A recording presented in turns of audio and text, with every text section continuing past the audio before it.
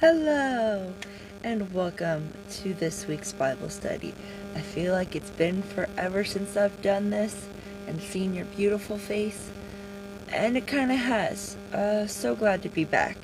As always, I like to start off with the deep breathing exercise, so we're just going to do 3 deep breaths, and then we'll do 3 deep breaths, okay? Okay, so we're going to breathe in and out. And in and out and in and out. Fantastic. After the deep breathing exercise, I like to play a quiet worship song. You can keep doing your deep breathing. You can sing along to the lyrics, sway along, or into that meditative head. Go ahead and do that.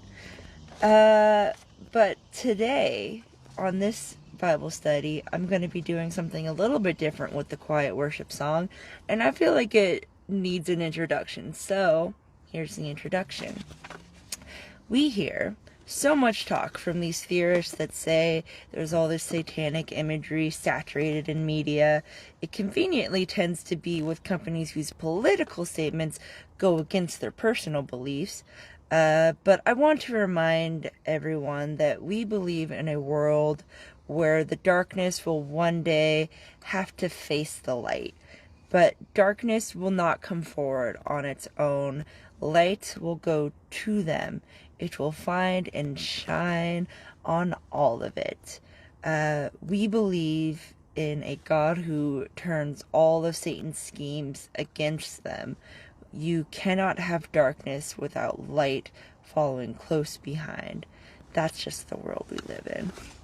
So I wanted to play a song that was not originally intended as a worship song by any means. I've done this before, but I'm really pushing the line on this one.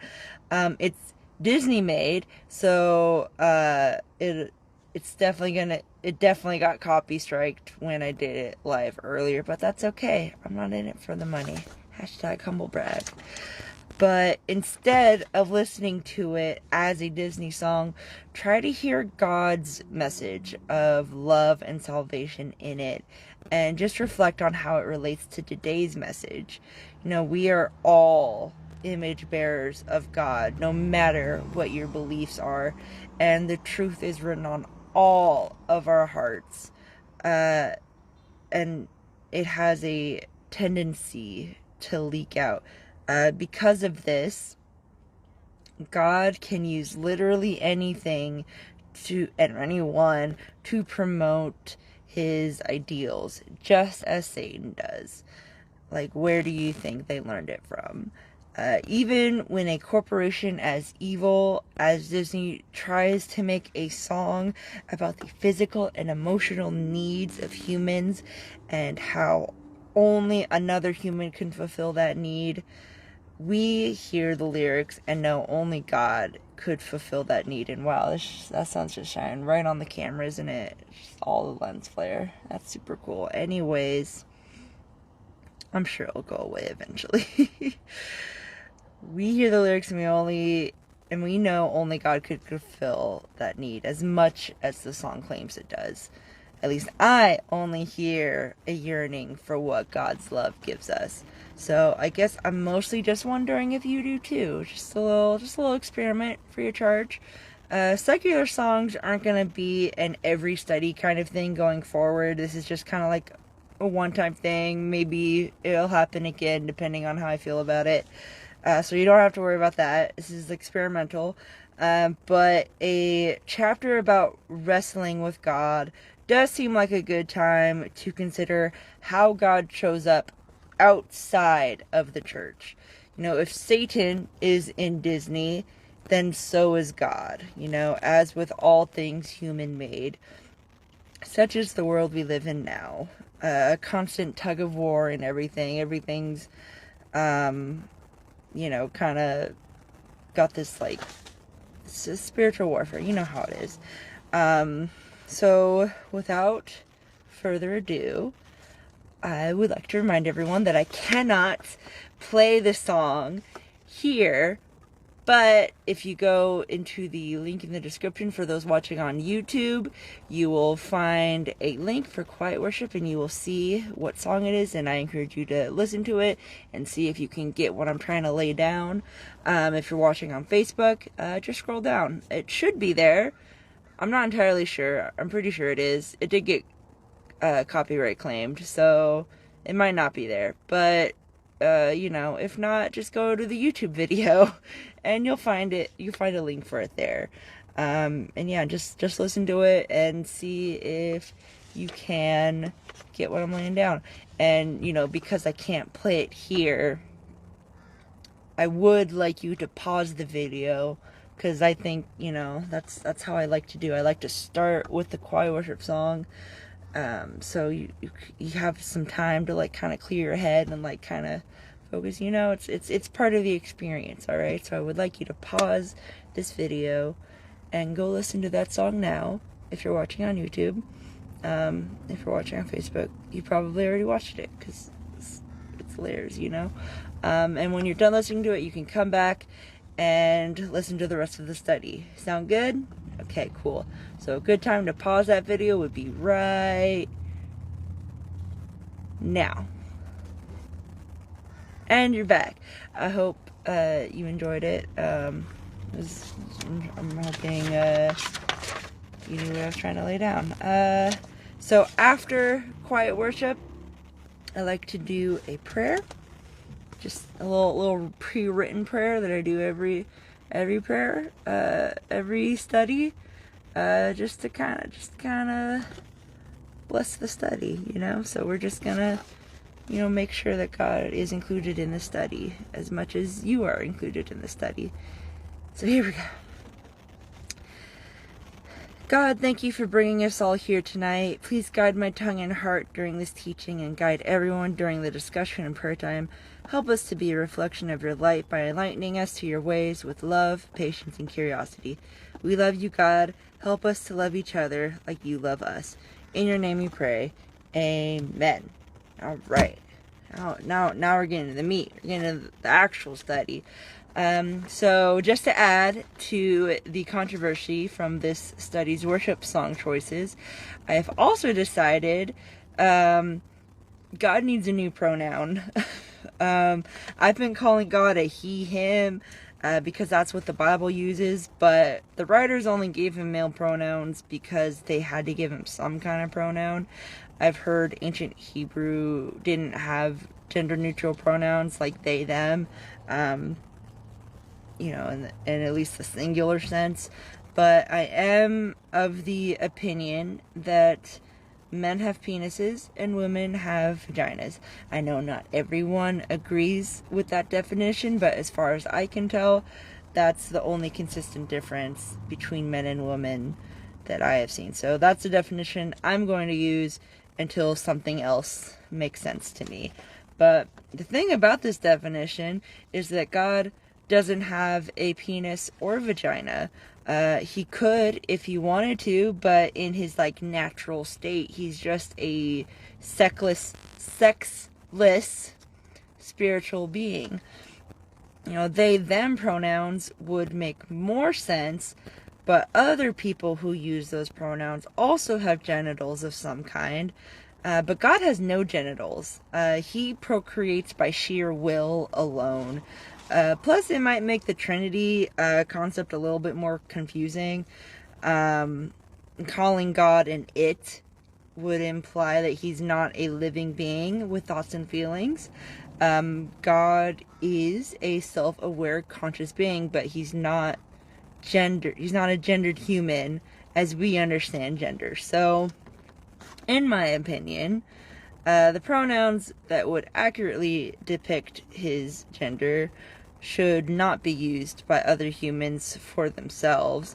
So that's why I'm thinking a completely new and exclusive pronoun needs to be made just for God. One that properly notes exactly what God is, which is God. God is God. That's all. So what I did, I just mashed male and female pronouns together because God does embody both stereotypical male and female energies. But I put a G in front of it, so it'd be Gi, Germ, and Gers. And I'm using an I to spell that instead of an E because I didn't want people thinking I'm saying germ for obvious reasons. Plus, I think it's a neat nod to Gers' catchphrase / nickname, which is I am. I am. And like I said, I think this pronoun should only be used for God, specifically because only God has the physical qualities necessary for them. I did consider using something like it for other celestial beings when in their incorporeal forms, since they are also sexless spiritual beings. But I thought maybe I should just use like a different letter to note that they are not creators but created. So I was thinking either like chi term chers or ki kerm kers, so we'd be using like a C instead of a G. But I think I'll just stick with they them for spiritual beings, just because they technically can sexually reproduce, as we've seen with the Nephilim, and they do have that same temptation for evil as humans do. We're basically siblings, so it doesn't feel as necessary to make up new special pronouns for them. Like, even though I know that the Divine Council is a thing, I still feel like they're more like us than like God. So plain old non-binary pronouns should be fine for them. Now, I realize this is probably ridiculous, and maybe I'll stop doing it after a while and just use they them for God as well. Or maybe I'll come up with something else if I don't think that Gers is a good one. I'm kind of debating it, honestly. And I do know that some people who feel the same way as me just say God instead of using a pronoun. So, like, God said this because God wanted this person to trust God and let God take care of God's business. But as a writer, that doesn't sound right to me either. And I don't know, just in general, I just feel weird whenever I use he or her pronouns for God. They just don't do Germ justice. But it's just like a me thing, really. Like I know like some other people struggle with this and they deal with this in their way. This is my way of dealing with it. So I will personally be trying these new pronouns for my own comfort. I suspect God doesn't have a strong opinion on it one way or the other. So you just do you, and I'm gonna do me on this, alright? So I appreciate everyone bearing with me as I try to figure out what to use for God's pronouns. Currently I'm gonna try Gi, Germ, Gers in my commentaries, but when reading the Bible directly, I'll use whatever pronoun they use because editing the Bible willy-nilly makes me a bit uncomfortable. Plus, I can get like a good side-by-side comparison of the old and new. So again, thank you for bearing with me on this, and certainly feel free to let me know how you feel about it. But let's just try this for now with Genesis 32. So without further ado, we're actually getting to the study now. The CEB version of Genesis 32 begins. Jacob went on his way, and God's messengers approached him. When Jacob saw them, he said, "This is God's camp." And he named that sacred place Mahanaim, which means two camps. So, to be clear, we're not sure why the angels were sent to Jacob, as they don't appear to do anything except be there. Perhaps they did something that simply wasn't recorded, or God was sending us. Excuse me. I think I just choked on the air. Or a bug flew into my mouth. I don't know. I can't tell.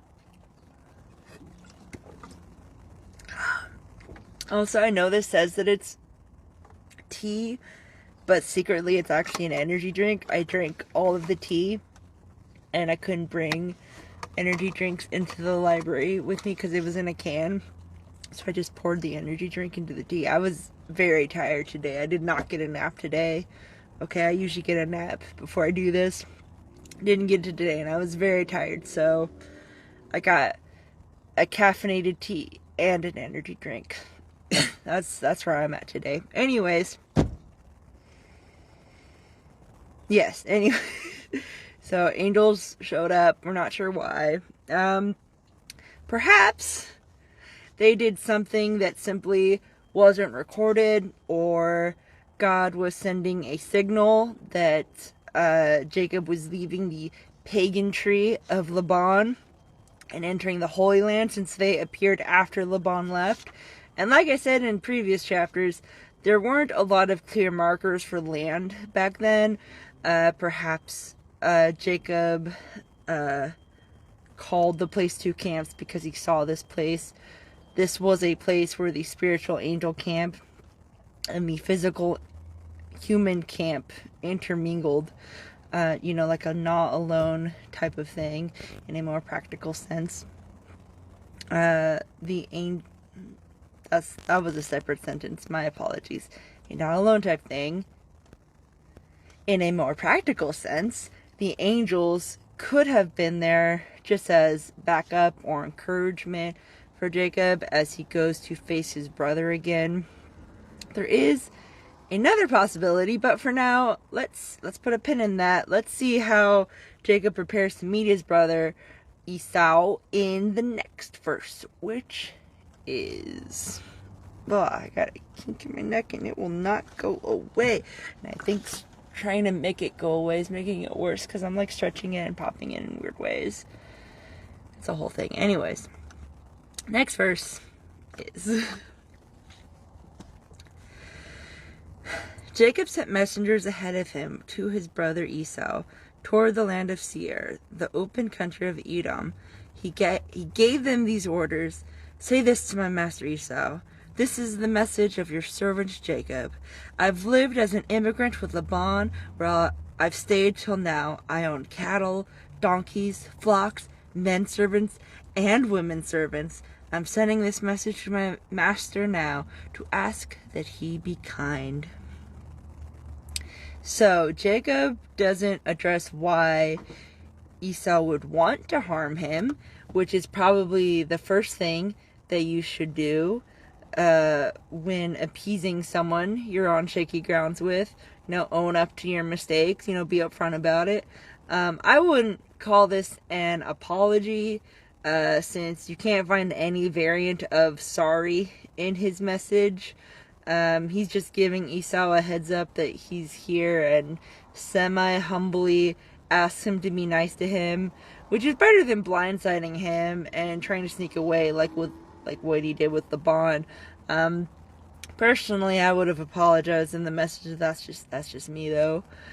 And I say he asks semi-humbly because he does seem to brag about his wealth, but it is possible Jacob mentioned it just because people are nicer to him when he's rich.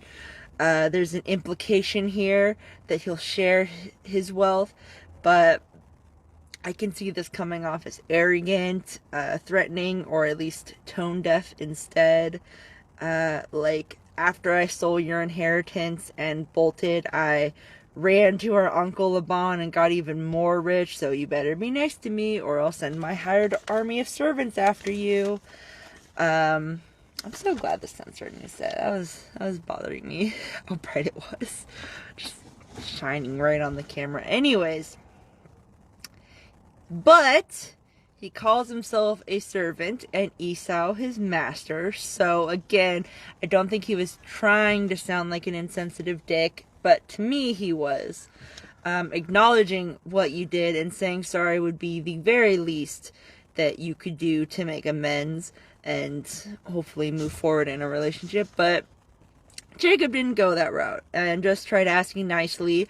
So let's see, just kind of pretending whatever happened before didn't happen. Just, hey, can I just gonna scooch by you real quick. So let's see how Esau takes this news in the next verse, which is: the messengers returned to Jacob and said, we went out to your brother Esau, and he's coming to meet you with 400 men. Jacob was terrified and felt trapped, so he divided the people with him, and the flocks, cattle, and camels into 2 camps. He thought if Esau meets the first camp and attacks it, at least one camp will be left to escape. So, this is another reason Jacob might have called the spot Mahanaim, or 2 camps, since he literally divided his camp into 2. It's also Jacob's camp meeting Esau's, which would also be 2 camps. Sometimes the writers do get ahead of themselves and the sequence of events isn't quite right. We're not sure if that's what's happening here, but I suppose there's a chance. But the fact that the writers put the naming right by the appearance of angels makes me think, and most scholars think, it has more to do with the physical and spiritual world. Anyways, Esau starts to come at Jacob with 400 men, possibly to steal his shit. That's the assumption Jacob's going with. That sounds like, why would you need 400 men to come greet me? That's a little much. All men? Okay, a little sussy there. Jacob thought that battle was inevitable, and he was very scared that Esau didn't seem to want to be nice to him, despite specifically requesting, as humbly as Jacob was capable of, he could stand up to Laban because he knew he was in the right. But with Esau, it was more complicated. Jacob probably thinks that God might want to twist Jacob's arm a little as repentance for Esau, not destroy him, because God said that he promised to keep Jacob safe, but maybe he is fine with a little educational pain. So Jacob took all precautions and divided his stuff up so he wouldn't be completely broke by the end of it. Let's see what else he did in the next verse, which is: Jacob said, Lord, God of my father Abraham, God of my father Isaac, who said to me, go back to your country and your relatives, and I will make sure things go well for you. Quick reminder, God didn't say, I'll make things go well for you. God said, I will be with you. Jacob likely assumed it'd go well, because last time God said he'd be with him, with Laban, Jacob got rich, and in general, when God's on your side, that usually means things are going to go well. But as we know, that's not always what God's presence does in your life. Spoiler alert, it will work out for Jacob, as God implied, but not without some labor on Jacob's part. Jacob assumes ease, but God isn't easy. It sounds easier than it actually is, at the very least. Anyways, Jacob's prayer continues. I don't deserve how loyal and truthful you've been to your servant. I went away across the Jordan with just my staff. Now I've become 2 camps. Save me from my brother Esau. I'm afraid he will come and kill me. The mothers and their children. You were the one who told me, I will make sure things go well for you, and I will make your descendants like the sand of the sea, so many you won't be able to count them. And look at us now. Jacob spent that night there. From what he had acquired, he set aside a gift for his brother Esau. 200 female goats, 20 male goats, 200 ewes, and 20 rams, 13 nursing camels with their young, 40 cows and 10 bulls, and 20 female donkeys and 10 male donkeys. He separated these herds and gave them to his servants. He said to them, "Go ahead of me and put some distance between each of the herds." He ordered the first group. "When my brother Esau meets you and asks you, 'Who are you with? Where are you going? And whose herds are these in front of you?' say, 'They are your servant Jacob's, a gift sent to my master Esau. And Jacob is actually right behind us.'" He also ordered the second group, the third group, and everybody following the herds. "Say exactly the same thing to Esau when you find him. Say also, 'Your servant Jacob is right behind us.'" Jacob thought, "I may be able to pacify Esau with the gift I'm sending ahead. When I meet him, perhaps he'll be kind to me." So Jacob sent the gift ahead of him, but he spent that night in the camp. So, after protecting his physical assets, he then prays to God. He should have prayed first and worried about his material stuff later, but that's Jacob's priorities for you. A human instinct, in all honesty, where we personally try to control what's in front of us and leave the rest up to God. But God doesn't do table scraps and afterthoughts. He wants to be front and center, to be in control of all things, both material and spiritual. Nonetheless, Jacob's prayer wasn't really all that bad. Despite it being desperate and a little revisionist, Jacob still manages to be humble yet bold. He acts like a grateful servant, but also reminds God of Gur's own words. Using God's own words for prayer is a power move that can move mountains. It builds the foundation of the prayer. It's a good habit to have. Not that God needs to be held accountable, but consider this analogy. If someone just forgets that you owe them something, are you going to pay them back in a timely manner? The cheap ones among you might not pay them back at all, but the good ones will pay them back eventually.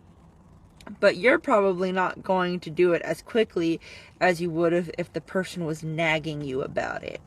God can be similar depending on the situation. Why work harder or faster if the person you owe doesn't seem to care one way or the other? So Jacob is nagging just to be clear to God that he does in fact care. It can be a weird balance between trusting that God will do something and begging God to do something. It's hard to find a human consensus on what that balance is, but I assume God just appreciates you voicing your concerns regardless and will guide you through the errors as you go, if you let Gurm. Prayer is not a checklist, but a trial and error conversation. There are parts you do want to praise God also in prayer, but you do that in conversations too. I would think you give compliments to people, and you ask them for things and they respond. It's a give and take. So I would recommend just do it. Just pray. Say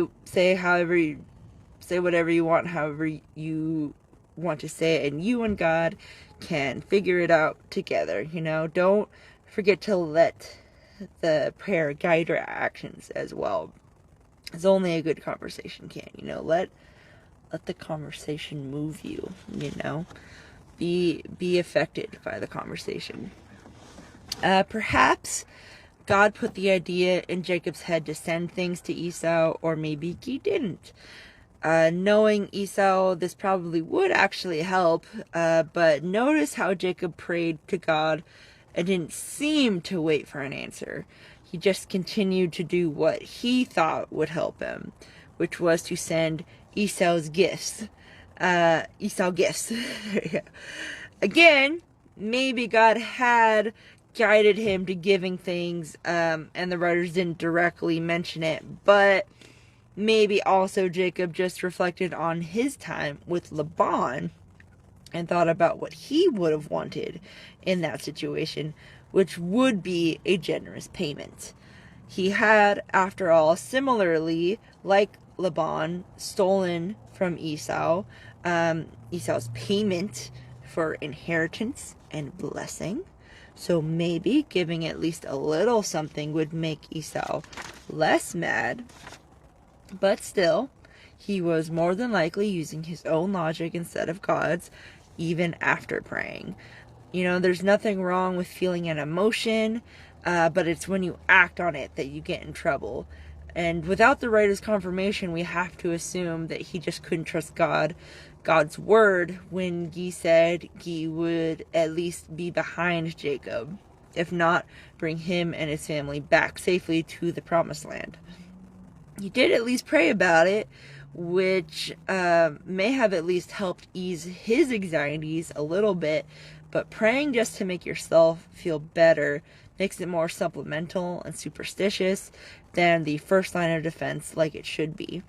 Don't forget, praying is just a conversation with God, and if all you're doing is talking but never listening, never letting the conversation guide you, never stopping to consider God's wisdom on the matter instead of your own, you're not going to get the guidance you need. You're just going to be convincing yourself of things instead of letting God convince you of things. So even Jacob knew that, by the way, which is something we're going to see in the next verse, which is: Jacob got up during the night, took his 2 wives, his 2 women servants, and his 11 sons, and crossed the Jabbok River's shallow water. He took them and everything that belonged to him, and he helped them across the river. But Jacob stayed apart by himself, and a man wrestled him until dawn broke. When the man saw that he couldn't defeat Jacob, he grabbed Jacob's thigh and tore a muscle in Jacob's thigh as he wrestled with him. That man said, "Let me go, because the dawn is breaking." But Jacob said, "I won't let go until you bless me." So, to recap, Jacob shows a little faith by crossing the river, so there would be no easy escape if Esau attacks. This shows with his actions that he's trusting God's going to sort it out at some point. Then he spent some alone time away from the distractions of his household in order to better hear what God was telling him. This is important to do, especially in stressful situations, because if you panic instead of removing yourself, either mentally or physically, from the situation and meditating quietly with God, you're going to make some bad judgment calls. So Jacob is able to remove himself from the situation so he could really hear God's wisdom on it. He was clearly still anxious about it, after all, and wanted to be where he could hear God loud and clear. A wise thing to do when you're anxious, I think. And God repays Jacob's full attention by apparently turning himself into a man. So I will use he, him pronouns when referring to the man, because he's a man now. But he became a man so he could go to earth and punch Jacob in his stupid face. It seems that this man started it anyways, since the text says the man wrestled Jacob, not Jacob wrestled the man.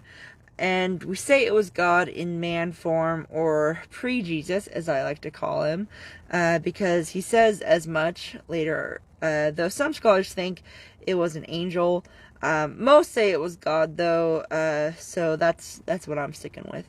But either way, why would God, or even a representative of God, fight Jacob in the first place? Aren't they on the same side?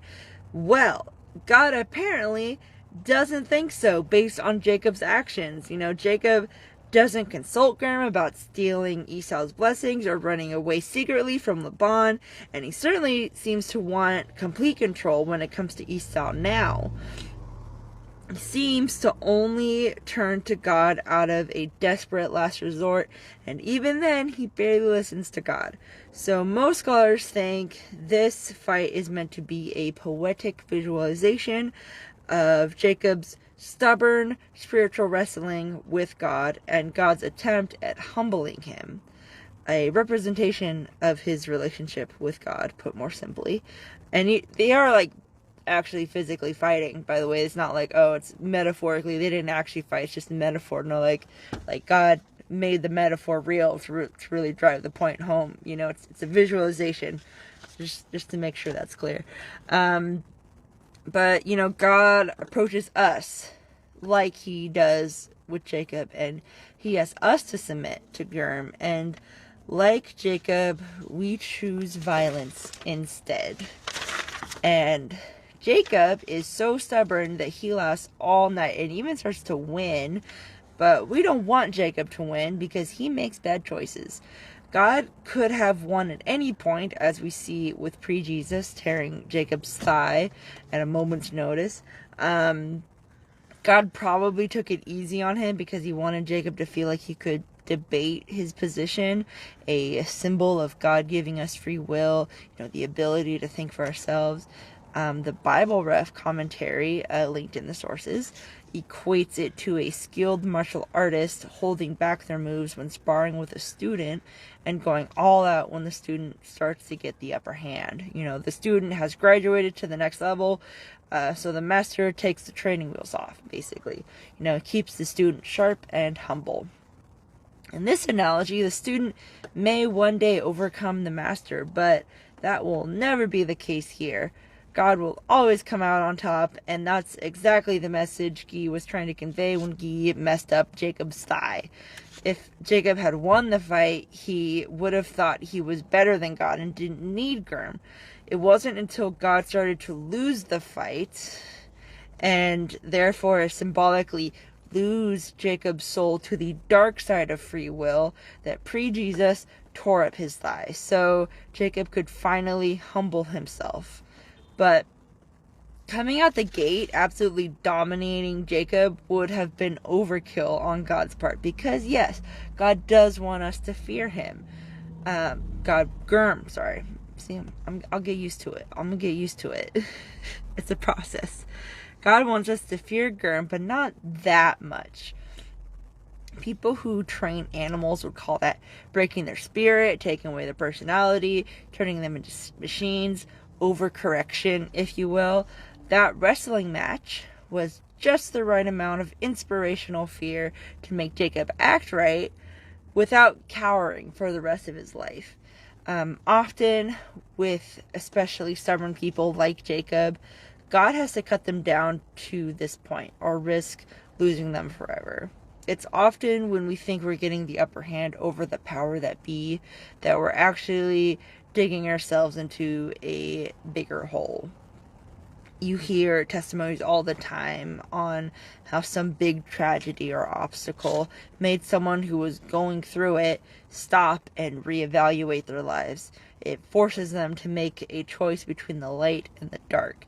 That moment tends to be the last stop before God just abandons you to your will, should you choose the dark. God winning the fight was God knocking Jacob upside the head and telling him to just chill. Submitting to God is not as bad as one would think it is. You know, God makes better choices for your life than you do. And not to knock Jacob, it still takes a lot of courage to both physically and emotionally wrestle with God instead of running away completely like people often do. So we can commend him for that. You know, it wasn't necessarily wrong for Jacob to defend himself, but he has to know when to give it to God, and he didn't, hence the thigh tearing. God likely was hoping to avoid giving Jacob a permanent physical injury, but he gave Germ no choice. But Jacob should have been working with God and submitting to Germ's authority instead of fighting Germ and from the get-go. It's a little bit of a tongue twister, sorry. He fought because he thought he had to overpower God in order to survive. Though in his defense, he probably didn't realize it was God until he got his thigh torn, likely by supernatural means. You know, some translations say pre-Jesus injured Jacob by merely touching his thigh, a dead giveaway. People can't do that, just you tap someone's thigh and now it's like Some translations say it's dislocated. Some say the tendon was torn. It's not something normal people can do. That's a higher power for sure. But it didn't matter, honestly, if Jacob knew or not, because this is God trying to show us through physical symbolism how humans, Jacob in this case, are fighting God more than they need to, and possibly even fighting God without realizing it. Jacob, in the backwards logic that is Christian faith, wins the fight by losing, because he recognizes who he's fighting and stops to instead ask for God's blessing. A thing he should have been pursuing from the start. Instead of trying to get God to submit to him, he should have just been asking for his blessing.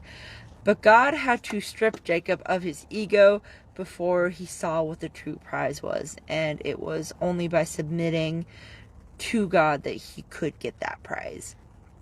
But he still has to ask for it, demand even.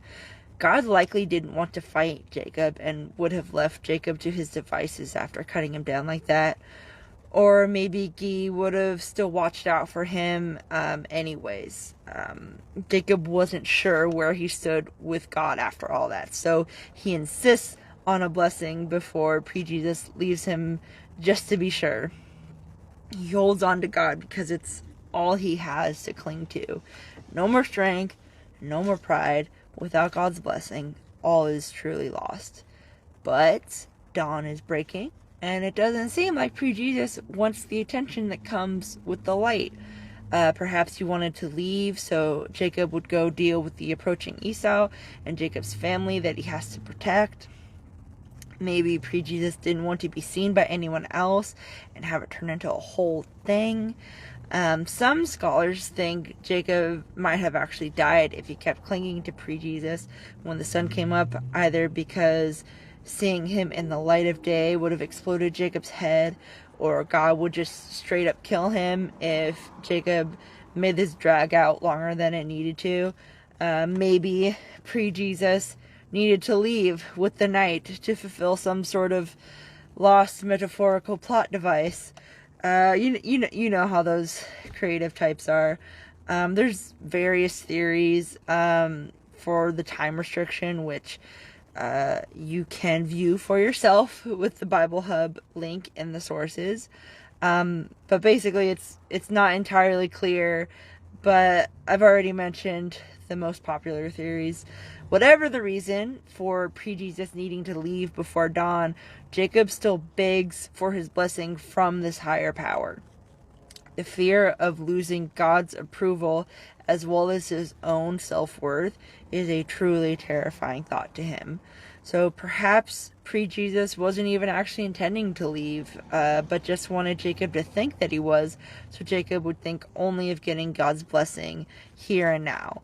Like, hey, I need you to tell me that we're so cool after we just fought, like, all night, I need you to tell me that, because if I think that we're not cool after this fight, I'm gonna, lose it, Jacob needs to know that even after fighting with God all night, God still loves him, and he still wants to, look out for him, and God gives him that validation. So, with nothing else, Jacob clings to God for his life, literally. He thinks he's gonna die if God doesn't, confirm that he's still on his side, and he's still gonna look out for him. So, let's see how pre-Jesus responds in the next verse. I think it kind of already spoiled it, but here we go. He said to Jacob, "What's your name?" And he said, "Jacob." Then he said, "Your name won't be Jacob any longer, but Israel, because you struggled with God and with men and won." Jacob also asked and said, "Tell me your name." But he said, "Why do you ask my name?" And he blessed Jacob there. Jacob named the place Peniel, because I've seen God face to face, and my life has been saved. The sun rose as Jacob passed Peniel, limping because of his thigh. By the way, real quick, for those following along with the text, you might have noticed the place was called two different but very similar names, Peniel and Penuel. So an I and a U, I versus you. At first, I thought the website I had copied this chapter from had made a typo, but I googled it just to be sure, and it turns out that it was actually intentional. You can check out the article with the long and complicated explanation of this, but basically the writers had originally made it two different spellings within the same paragraphs, and scholars aren't totally sure why. It was either a typo from later manuscripts, or the spelling of the place changed from the time Jacob named it to the time the writers, possibly Moses, wrote down what Jacob had named it. So to make it more clear, the writers included what Jacob called it and what they call it now. I'm kind of leaning towards the latter one for reasons, but some translations just make the spelling the same to avoid confusion, and others want to be more literally accurate, and you can see which route the CEB went with. It's a whole thing, but there's your fun little translation trivia for the day. So back to the actual content of the verse. Pre-Jesus asked for Jacob's name because it forces Jacob to acknowledge out loud that he is literally a heel grabber, as his name implies. Also meaning a con man, for those who forgot. And oh, the absolute hilarity that pre-Jesus asked Jacob this as he is literally clinging to this dude's leg. Like, it's just a funny... It's just like, imagine like you fought someone and then they grab onto your leg and like, you must bless me. Like, they're trying to get a blessing out of you after you fought with them all night, and you're just like, yo, what's your name even? I don't even know your name. And the guy's just like, leg grabber while he's grabbing. Like, it's just a funny thought. Anyways, I think I explained the joke. I'm sorry, and I ruined it. My bad. I'm still learning. Anyways, that is how Jacob has always gotten his way. This through scheming and scamming and going back and forth with God all the while. But when Jacob is honest about this aspect of himself, God renames him because that part of him is no more. Or at least it shouldn't be. Now he is a fighter and ruler with God, as the name of Israel suggests.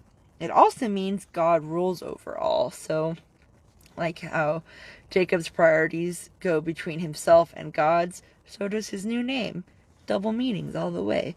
Either he's a ruler with God, or God rules over all. It's two, you know? It's either about him or it's not. Pre-Jesus, also ever so coyly, didn't tell Jacob his name because he likely already knew it was God with how he was begging for his blessing. I think Jacob asked, though, because he wasn't sure if it was his God or if it was like a different God, if it was like an angel. Like, he just wanted to know where exactly, he just wanted to confirm where this blessing was coming from. But as the name suggests, Jacob fought with God and won. So that's the implication is like, yeah, I'm God. Yeah, you just fought God. What are you gonna do about it? Nothing, because I'm God. But anyways, he didn't get the upper hand and get God to submit to him. He won when he got beat by God and still asked for a blessing afterwards. Recognizing the power and authority he has and not letting God abandon him. Relationships require a give and take, after all. It can't just be God chasing after Jacob all the time. Maybe a better way to say that would be Jacob made his now cemented loyalty and admiration for God be known by begging for a blessing. And God stays to give it to him upon request. As the text reads, he blessed Jacob there. In this place of trial, intense pleading, conscious weakness, and God's presence, he blessed him. After the loss and through the pain, he blessed him. And despite his insubordination, God blessed him and let him live. Because Jacob asked, God gave him life. Jacob will always have that pain in his thigh as a reminder to not fuck with God. But it was worth it for the blessing and the lesson. A blessing, if you will. Humans are forgetful, after all, and pain is a great reminder. The pain will help Jacob remember when God didn't squash him like he deserved to be, but blessed him instead. Through that pain, the great nation of Israel officially began as well. So let's see how future Israelites remember this epic wrestling in the last verse, which is,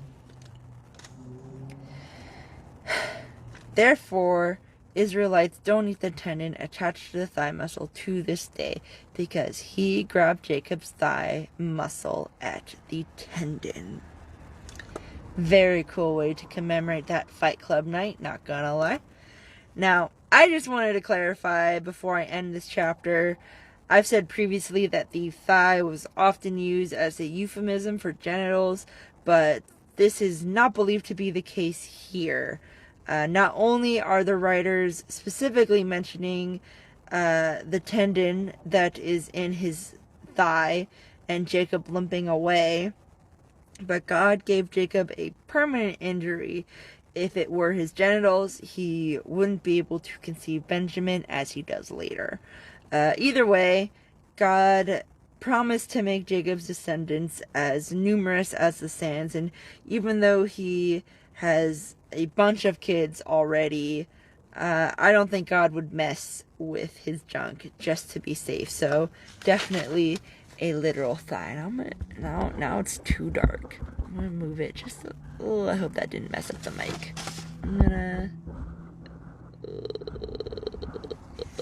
I hope that didn't do anything. Okay. Almost done.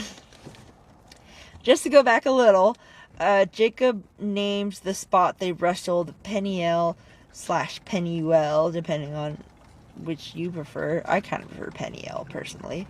But he named it that because he saw the face of God and lived.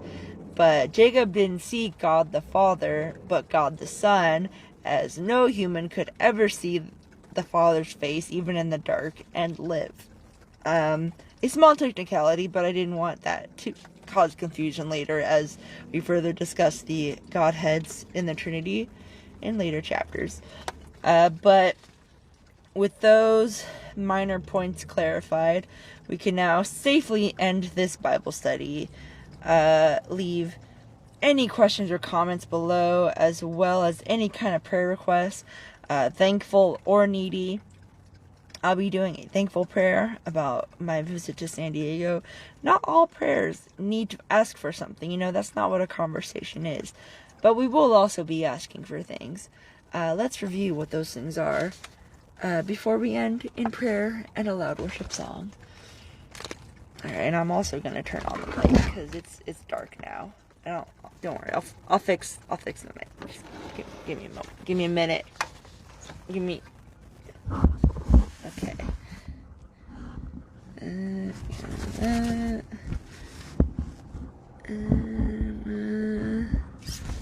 Actually, let's push that away. No, man, this is gonna look so great later when I'm just doing this and nothing else, and it's definitely gonna sound good when I do it. That's terrible lighting also. It's better. Okay. Where's the prayer journal? There's the prayer journal.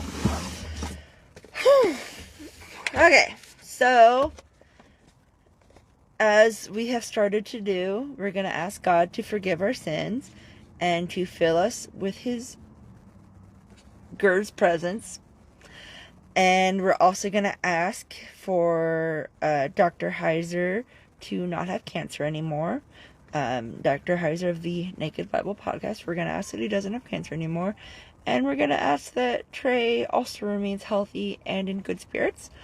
We're also going to thank God because the cousin that whose husband died.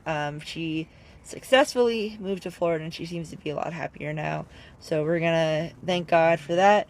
And I am also going to be thanking God for making my trip to San Diego go off pretty well. I was very anxious about it because I was meeting with all of these friends that I'm going to be moving in with, and I have social anxiety now after years of living in a van and having a bunch of people be jerks to me. So I was very nervous, like, oh man, are they going to be jerks also? Am I going to be weird because I don't know how to be social anymore? And I was a little bit weird, I'm not going to lie, but I think we worked through it, and I think it's going to be fine. So I just want to thank God for giving me that easement.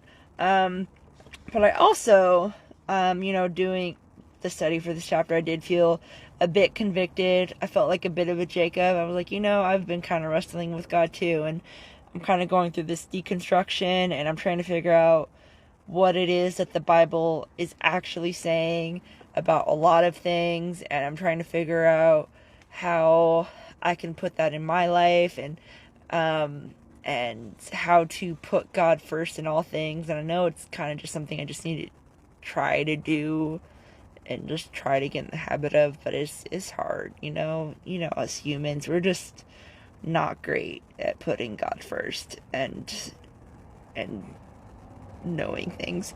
So I will be asking for that, but we got some thankful things too. So without further ado, let's just pray. Hey God, how's it going? You know how I was saying that prayer is like a conversation? Oh, I just kind of wanted to prove that point, I guess. I did want to ask, since you're here, first of all, you're awesome. You know what? I should add that to the prayer notes, actually. We should have a part where we are praising God for how great He is. As soon as I find a pen in this jumble. The annoying thing about finding a pen is that all my pens are black. And I also have a lot of other things. And it just really blends in. Anyways, I found a pen. Oh, nope, that was a new pen, apparently. Get the wax off. Praise. Okay, you can't just, be a brand new pen and then not work. That's not... Okay, I'm gonna use this crayon that is not intended for paper. Praise. Okay, there we go. God, you are super awesome. Have I ever told you how awesome you are? You are seriously the most awesome God in the entire all of existence that you made.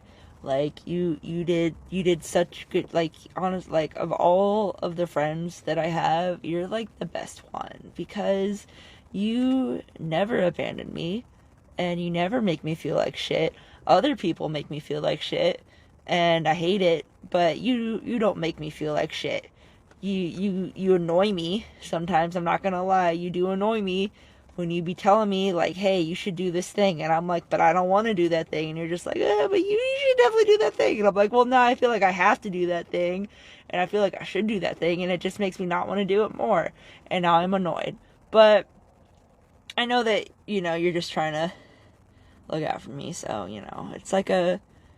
it's a gentle annoyance, I guess. I was trying to praise you, now I'm just talking about how I'm annoyed with you. That's hilarious. Anyways, you're awesome. And I just pray that not just, there's a lot of things I'm going to be praying for, but I want to be praying that you force yourself into our lives a little bit similar to how you just kind of tackled Jacob. I'm assuming that's what I'm imagining. Jacob was just by himself, and then he just hears footsteps running towards him. He's like, oh no, is it Esau? Am I about to die? And then he just gets tackled to the ground. Just sees this figure running at him. He just tackles him to the ground. This probably not very, I'm guessing you went and then when he was like half moon, so he could only kind of see you. And it's just a funny thought to me. You just like start fighting him for no reason, just wrestling with him. It's just a funny thought. Anyways, I forget what I was going with that. Right. I just pray that you kind of insert yourselves into our lives in an aggressive way, because I think we need a slightly more aggressive God, not in like maybe in a violent way, but you know what I'm trying to say. Like I don't want you to just kind of like wait for us to like ask you to show up. I would like you to just kind of show up without anyone asking and be like, hey, I'm here, excuse me, and just like make a big deal about it. I'm here, and I'm here. Get used to it, I'm the Trinity. I'm here. Get used to it. I don't know. I'll come up with a clever rhyme later. But yeah, be with us. Fill us with your presence, and definitely forgive us of our sins. Anything that we know about, help us find a way to correct it for the future, and anything we don't know about, tell us about it so that we can then work on it to correct it in the future. I'd also like to pray for Dr. Heiser, that you stop letting him have cancer, take the cancer away. You do you on that, but that's our preference, that he doesn't have cancer. I also pray for Trey, that his health remains good as well, and that he's able to be a good support for Dr. Heiser as he's like going through this whole chemo thing and all that fun stuff. And they seem to be doing good, so just kind of keep up the good work on that front, I guess. I'd also like to pray that I'll get the needy prayers out of the way. For myself, I've been noticing, I'm kind of walking the line a little bit with this whole wrestling thing myself, and I'm trying to figure out how to include you, because I feel like I forget you a lot, and I'm also trying to figure out what like the Bible's really saying about you. So like what you want from us and what you need and the kind of God that you are. So I just pray that you are aggressive in that regard as well, just like reminding me that you are there and guiding me towards the correct information that I need in order to be a good, well-rounded Christian that can be a great source in getting other people to know and love you as well. Because I don't know, I feel bad when people don't know God like how I know God. They have this like warped idea of who you are, and I think it's really sad, because you're actually super awesome and like understanding, and I just wish people knew that about you. I wish people knew how amazing you are, because it's just, it's like, when you're in the office and you're like friends with this person that everybody hates, and you just kind of have to like nod, because anytime you're like, no, they're actually pretty nice, they get like really offended, and you're like trying not to like be like obtuse or anything, but also like you're also trying to stick up for your friend. You're trying to find that balance, because you're not trying to ruin relationships with other people, but you're also don't want to ruin a relationship with you. It's the whole thing. You get what I'm trying to say. But I just pray that you can help me better explain to other people, or not explain, help me to show other people what you're really like, and help me to know what you are really like, and help me to remember that you are the number one friend and mentor, and that I should just be going to you for all things. First and foremost, just pray ceaselessly to you, and just like make you a part of my life in a real way. Just help me do that, because I am not good at it, and I want to be good at it, but I'm just not, I help me do better, because I can't do it by myself.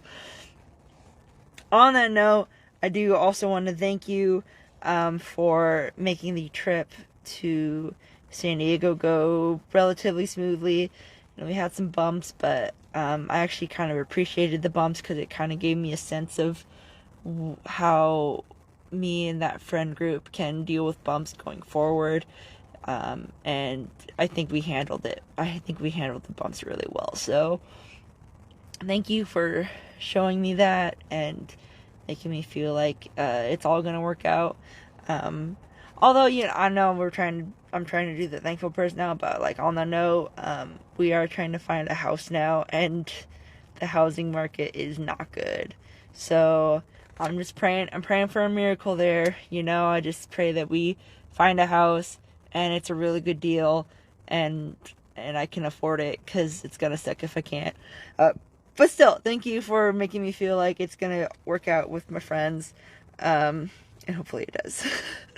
And I also want to thank you for taking my cousin to Florida safely. I thank you for helping her be with some people who can really take care of her, and thank you for giving those people in her life, and because I do not think she was going to do well without them. So thank you for giving those people to her, and I just pray that she's able to heal as best as she can with these people. I pray that the people that she's with can help and support her the way that you know is best for her. And I just pray that she doesn't forget that even though she lost her husband, she didn't lose you, and she will never lose you. And she's gonna see her husband again when she dies. I feel like I could have said that better, but I didn't.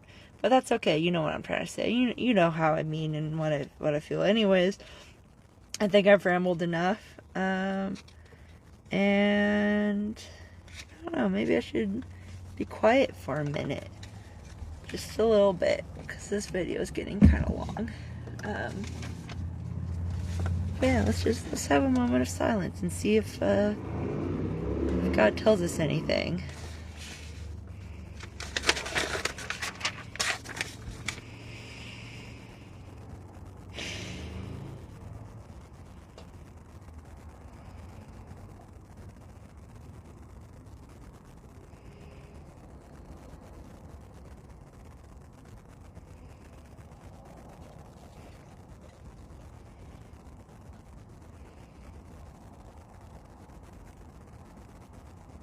Amen. All right. So that's pretty much it. The only thing left for this Bible study is the loud worship part of it, which, if you're on Facebook, scroll up. But for those on YouTube, if you go into the link in the description, you'll find a link for loud worship.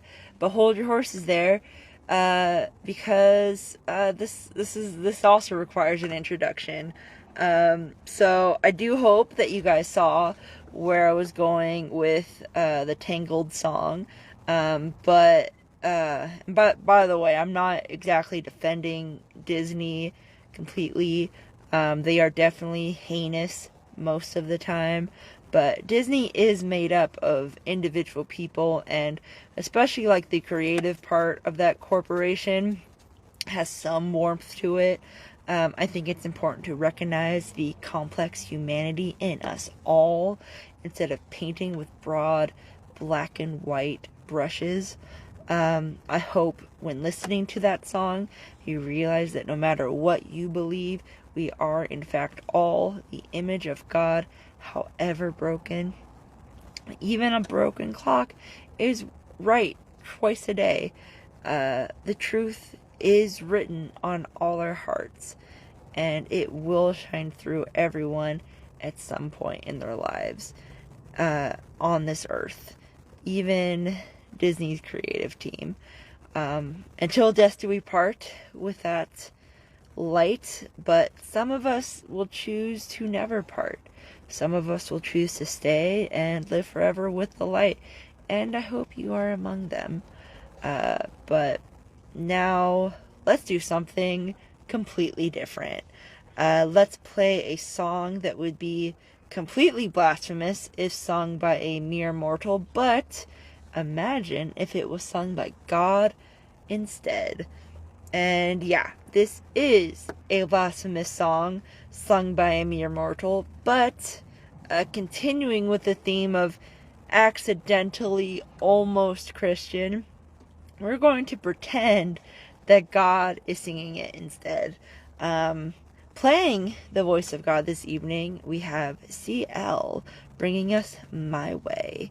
I encourage you to consider the intents and reasonings in the theme of this song.